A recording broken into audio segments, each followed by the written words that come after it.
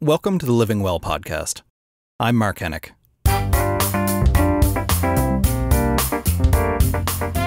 This is a show about change.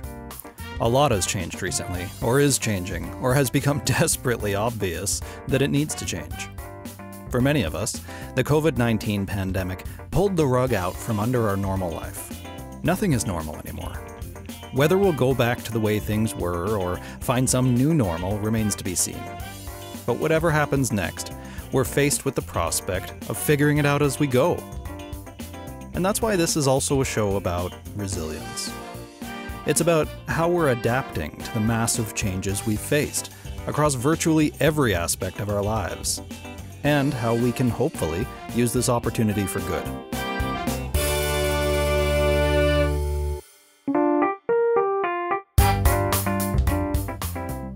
I'd like to start this conversation with Stephen Liptrap. He's the president and CEO of Morneau Shepell. This episode launches the Living Well podcast series, and we really do want to highlight the WellCan app that Morneau Shepell has developed. It's a free mental health resource, and it's been a timely offering, considering the stresses we're all facing during the COVID pandemic. But it's based on data that you have been tracking for a number of years at Morneau Shepell. We knew we were sitting on an incredible amount of data, and we're looking at that data from all of our clients and our employees around the world. And what we found is we were able to track and really look at what was happening in the mental health of society specifically.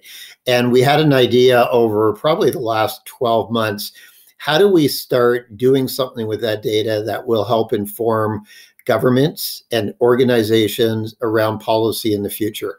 And you think about what happens with the ADP jobs report or the consumer price index or the purchaser manager price index or something. We go, why not do something that's even more important, which is around mental health? So we were starting to work through this idea, and then the pandemic hit. So we decided to launch the mental health index. We were sitting on 3 years of really rich data. So that was kind of phase one to me. And as we looked at the Canadian data and we looked at the significant drop, 21% in the health of Canadians, we started looking at what the data was telling us between men and women. And you saw a much greater drop within women than men. You started looking at the provinces and you saw more of an impact in Western provinces early on than Eastern. It was just really good data, again, to help us inform what policies organizations come up with and what governments do. Then we started looking at the data that was coming in from the US and UK and Australia, and some way, shape, or form, it all reinforced the same things. So now we're sitting on this data, and we essentially said, okay, where can we start to make a difference? So we would expect governments to do something, we would expect other organizations to do something, but we really said, we're leaders in this space. How do we lead by example? So we started with Canada, and we came up with a concept of a hub for all of the mental health support that anyone in Canada would need. And we decided to do that at no cost as giving back to society. We pulled our developers together. They got very passionate about it. And over the course of a few days, they created this hub. The second phase of it was really, rather than us just launch it, can we get the leaders in both corporate Canada and the community come together to support this so that more people know about it and more will use it? So literally over the course of a weekend, we started picking up the phone. I talked to the CEO of Canada Life, talked to the CEO of Sun Life, talked to the CEOs of a couple of Canada's banks. We talked to some of the support organizations like jack.org. And everyone over the course of a weekend came together and said, of course, we'll support it. Let us contribute some information as well. We'll put feeds on there.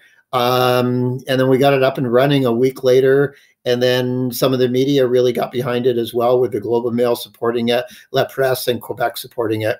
So it was really, it all started from the index and us having data that told us that we've never seen as big a drop in mental health of Canadians or society in general around the world. Let's create something that makes a lot of sense. So that was really the genesis behind it. What do you think was happening here? What was contributing or driving to that decline in people's mental health?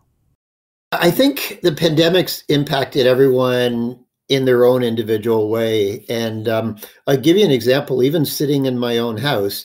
I mean, I've never been busier. I start my day 6 in the morning. I'm going till 7 at night. I might get to grab a cup of tea in the middle of the day or something, and I'm trying to keep up. And then I walk out and I've got 2 of my 3 kids at home, and one of them, was in Australia as a chef, touring around, came home, isn't working. The other was in the hotel industry and is at home as well.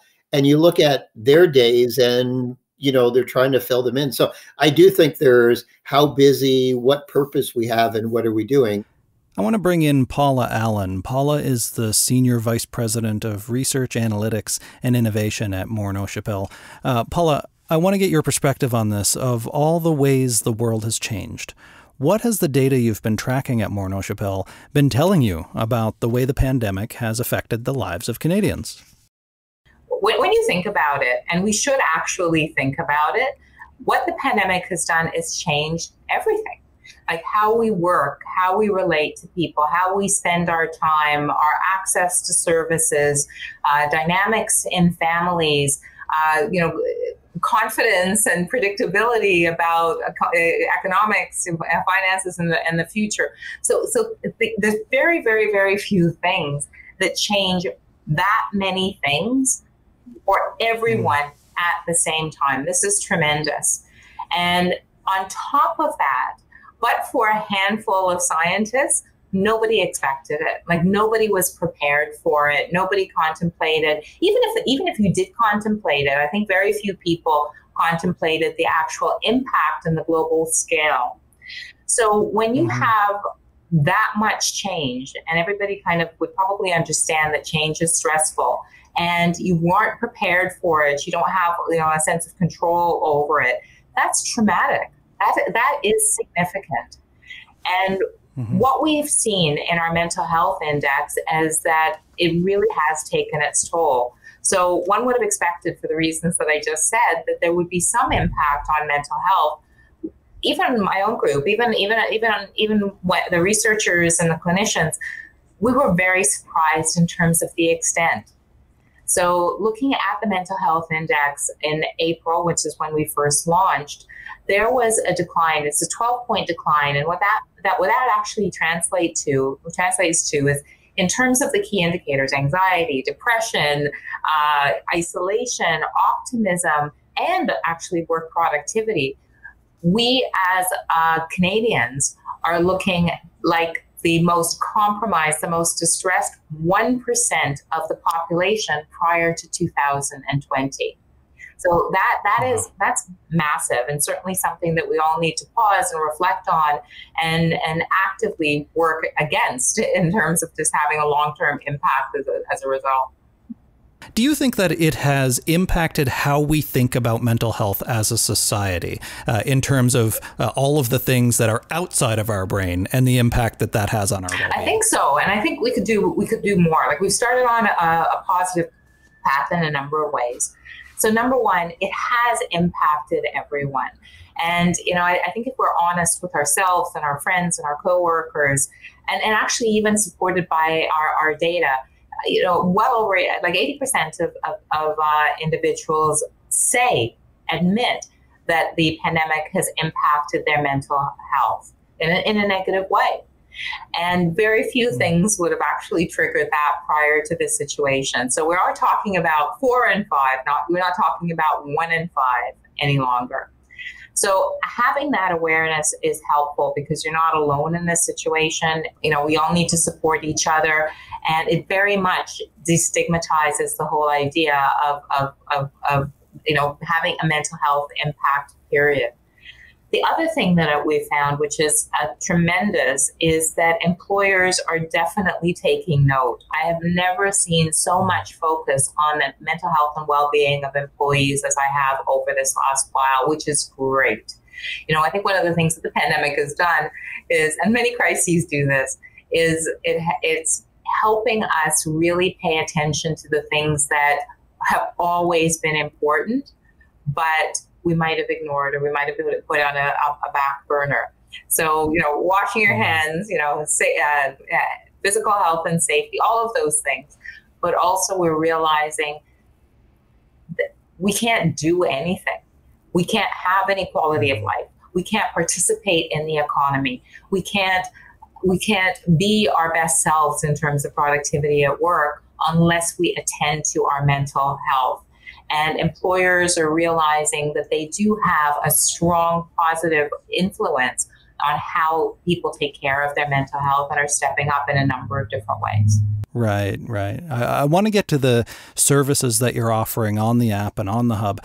But before that, I'm interested in knowing, what if you didn't offer those services? What would be the cost of not doing something, of not giving people the help and the support that they need?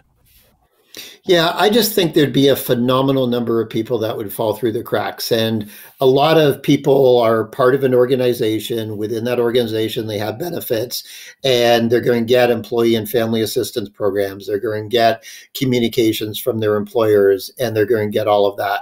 Then there's a whole nother group of people in society that you go, how are they going to get support, and do they know where to go? So the idea of WellCan was really to get at both groups. It was for those people in an organization that might not know where to go for support, and you go, oh, everyone in Canada can go to WellCan. Got it.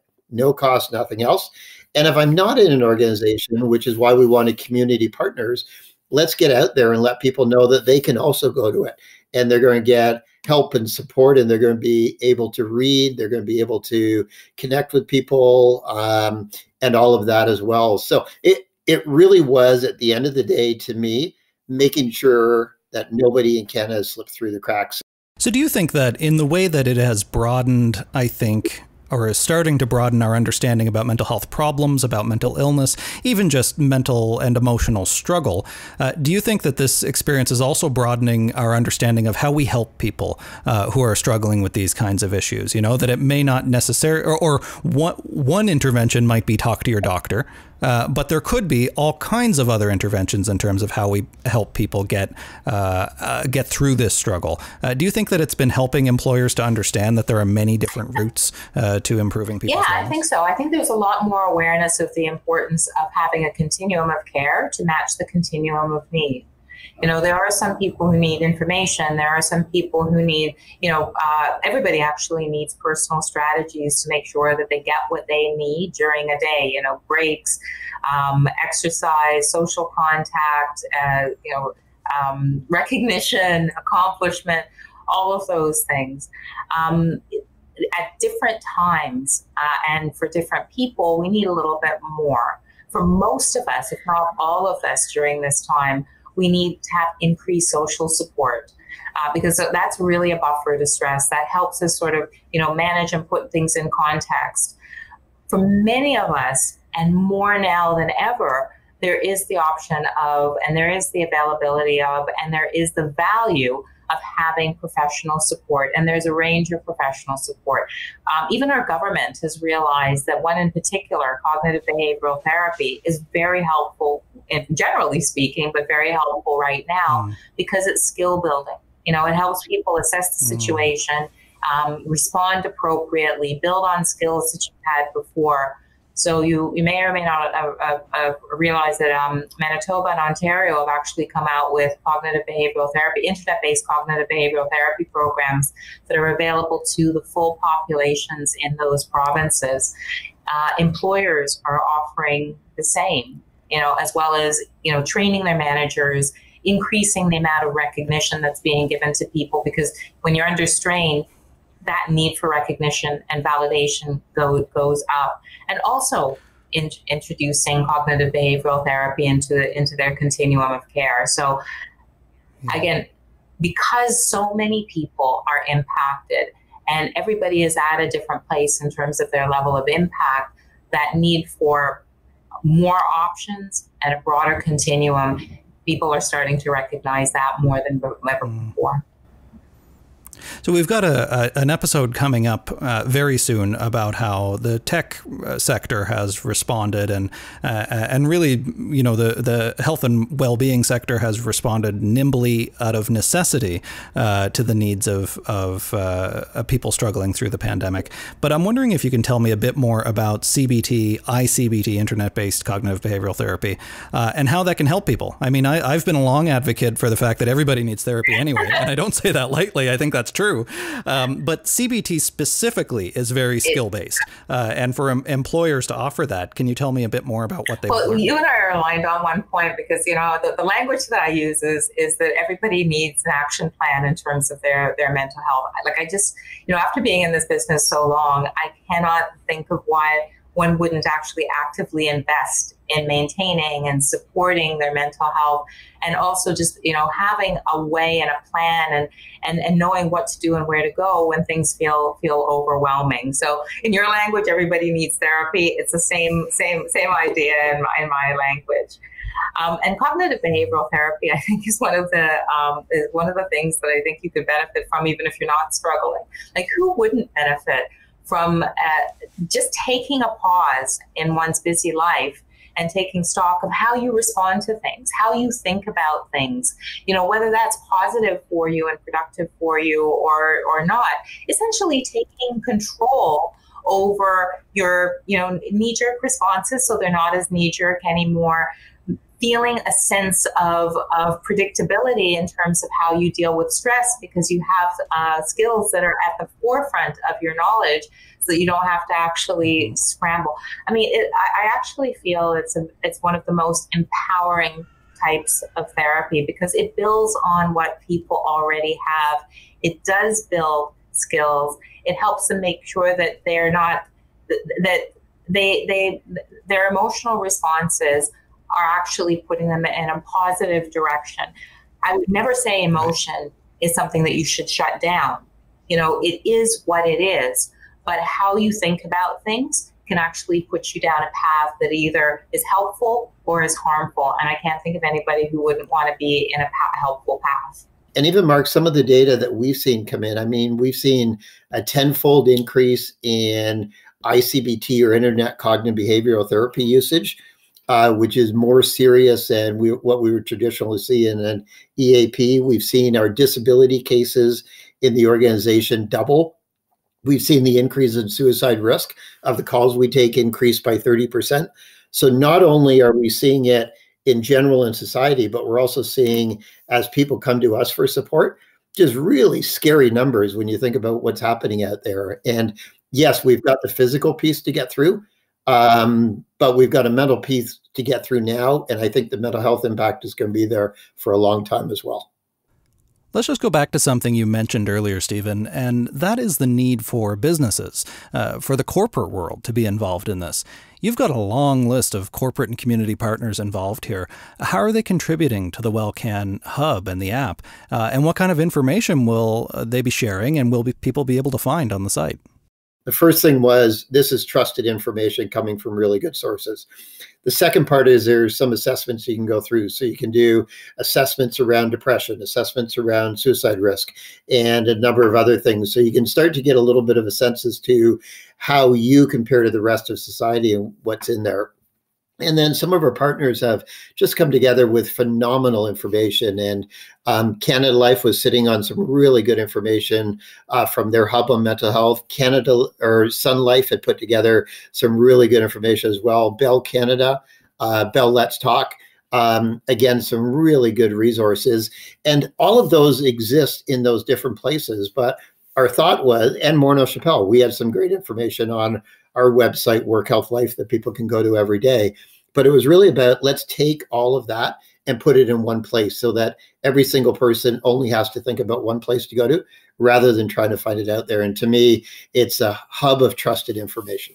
And one of the things that I will kind of point out to you is that in many cases, we have all the big players in a particular industry. So we have, the big players in finance, insurance, in telecommunications, as well as other industries as well. So, and I've had the pleasure of having many of the conversations directly, and The reason why people are doing this is because this crisis has really realized that if we don't stand together as individuals, as Canadians, as organizations, then we're going to be in a difficult place as a nation. So it's not about branding. It's not about, I want to be the only one and I want to have an exclusive. It's all hands locked together to make sure that we amplify the message, number one, that mental health is critical and there's a risk. Number two, risk isn't your destiny. So we want to make sure that we do something about it. And number three, we're supporting this as one of the tools for people to get access to the support that they need during this difficult time. Stephen Liptrap, Paula Allen, thank you both for joining us and helping us to launch the Living Well podcast.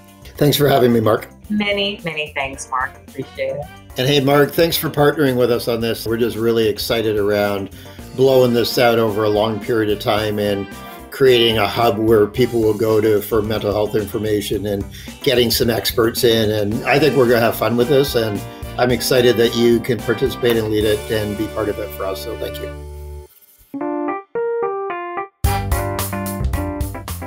You've been listening to the Living Well podcast. Mark Hennick is our host and executive producer. If you like what you heard, subscribe to the show. There's no cost involved. You just hit the subscribe button wherever you get your podcasts. Leave us a comment and a rating to let us know how we're doing. For more information about the show and the WellCan project, visit wellcan.ca. The Living Well podcast is produced for Morneau Chappelle by Mark Hennick and Eye Contact Productions.